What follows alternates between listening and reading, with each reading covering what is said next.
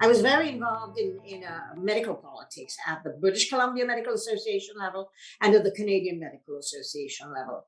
As a physician, what I wanted to fix was poverty. What I wanted to fix was inequity. What I wanted to fix were all the barriers that people faced to be realizing their greatest potential.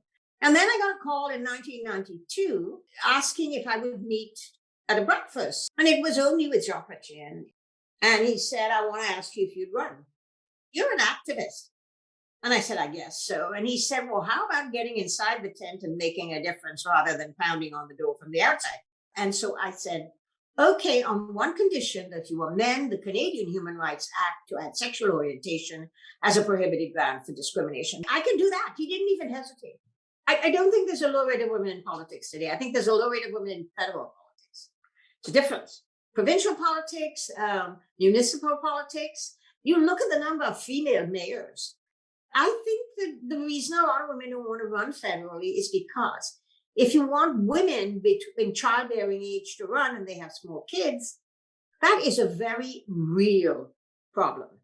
When I ran for leadership, one of my ideas was that we would use, and now we're doing it, COVID pushed us into this arena where we do virtual parliament. It would be that as a doctor, when I went into politics the way I went into medicine. What you know, your data, your statistics, your incidents, your evidence-based stuff, all of that. And I thought that if you knew all that stuff, that would be the way to be a good politician.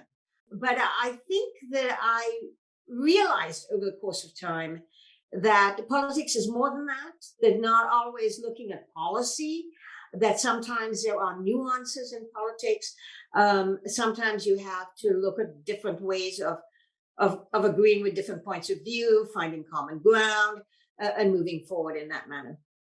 Well, when I first ran, remember I told you that Mr. Chrétien promised me, both orally and in writing, that he would amend the Canadian Human Rights Act to add sexual orientation as a prohibited ground for discrimination. Well, he did that.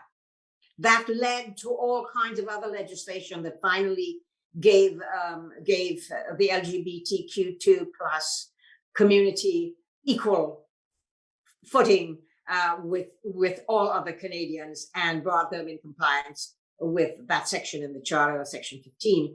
But I think that was my first accomplishment. And of course, it led to so many other windmills that I had to tilt at. But when I look back and everyone says, oh my gosh, that's so great, you are the longest sitting female member of parliament in Canadian history, I say, but I'm 28 years an MP.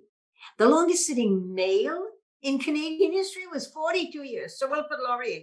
And I said, so we still have a long way to go to match that kind of record that he had. So you should see me running in my walker with my cane, running and running and running just to beat that record.